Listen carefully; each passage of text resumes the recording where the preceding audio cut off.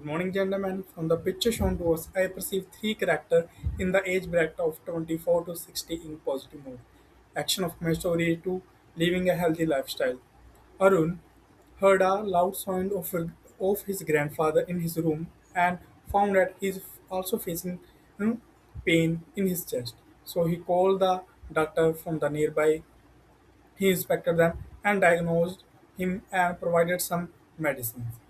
And the family members and doctors said that it is maybe due to the pollution and the toxic air in the upcoming winter season.